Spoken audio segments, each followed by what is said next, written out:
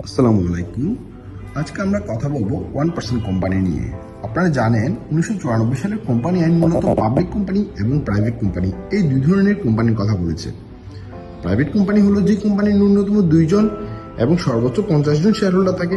অন্যদিকে public company হলো যার ন্যূনতম শেয়ার হোল্ডার হলো 7 জন। কোম্পানি আইন মূলত এই দুই ধরনের কোম্পানি গঠনতন্ত্র, পরিচালনা, ব্যাংক বুকস অফ অ্যাকাউন্টস, সভা, বিলুপ্তি, জরিমানা সহ সকল বিধানাবলী নিয়ে আলোচনা করে। 2020 সালে দ্বিতীয়বারের মতো এই কোম্পানি আইনটি সংশোধন করা হয়। এর মাধ্যমে অন্যান্য চেঞ্জগুলোর পাশাপাশি 1% কোম্পানি বা এক ব্যক্তি কোম্পানির কনসেপ্ট কোম্পানি আইনে অন্তর্ভুক্ত করা হয়। এখন এই এক ব্যক্তি কোম্পানি বা 1% কোম্পানিটা কি? কোম্পানি আইনের সেকশন 2-এ বলা আছে 1% কোম্পানির শেয়ার হোল্ডার হবে শুধু একজন ন্যাচারাল পার্সন। ন্যাচারাল পার্সন হলো রক্ত মাংসের একজন মানুষ, অর্থাৎ কোনো লিগাল পার্সন অথবা লিগাল এন্টিটি এই এক ব্যক্তি কোম্পানি বা 1% কোম্পানি প্রতিষ্ঠা করতে পারবে না। এর শেয়ার মূলধন হবে 25 লক্ষ থেকে 5 কোটি টাকার মধ্যে, অর্থাৎ কারো মূলধন 25 লক্ষ টাকার কম কিংবা 5 কোটি টাকার বেশি হলে সে 1% কোম্পানি প্রতিষ্ঠা করতে পারবে না। যে বছর এই 1% কোম্পানি প্রতিষ্ঠা করা হবে তার ইমিডিয়েট পূর্বের বছর নির্দিষ্ট পরিমাণ টার্নওভার থাকতে হবে।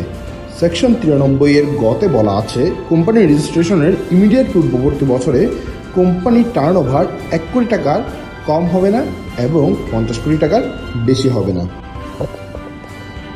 এই কোম্পানির একমাত্র শেয়ার হোল্ডার বা মালিকই হবে তার পরিচালক, এবং সে চাইলে প্রয়োজন মতো ম্যানেজার, কোম্পানি সেক্রেটারি বা অন্যান্য এমপ্লয়ি নিয়োগ করতে পারবে। প্রাইভেট কোম্পানি নিবন্ধনের সকল বিধানাবলী 1% কোম্পানি নিবন্ধনের সময়ে প্রযোজ্য হবে। কোনো ন্যাচারাল পার্সন একটির বেশি 1% কোম্পানি প্রতিষ্ঠা করতে পারবে না। আমরা ব্যাংকে অ্যাকাউন্ট খুললে যেমন একজন নমিনি দেই, ঠিক একইভাবে 1% কোম্পানিতেও একজন নমিনি থাকবে।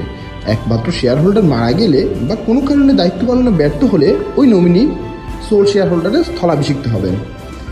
নমিনির একটি রিটার্ন কনসার্ন নিতে হবে নমিনি নিয়োগের সময়, এবং তা এই কোম্পানির মেমোরেন্ডামের সাথে সংযুক্ত করতে হবে। এই 1% কোম্পানি বা ওপিসি প্রতি 6 মাসে একটি পরিচালক সভা করবে। 1% কোম্পানির ফাইন্যান্সিয়াল স্টেটমেন্টস সাইন করবে সোল শেয়ার হোল্ডার, এবং ফাইন্যান্সিয়াল ইয়ার ক্লোজ হওয়ার 180 দিনের মধ্যে রেজিস্ট্রারের নিকট ফাইন্যান্সিয়াল স্টেটমেন্টস সাবমিট করবে। ধন্যবাদ। এই ছিল 1% কোম্পানির বিস্তারিত আলোচনা।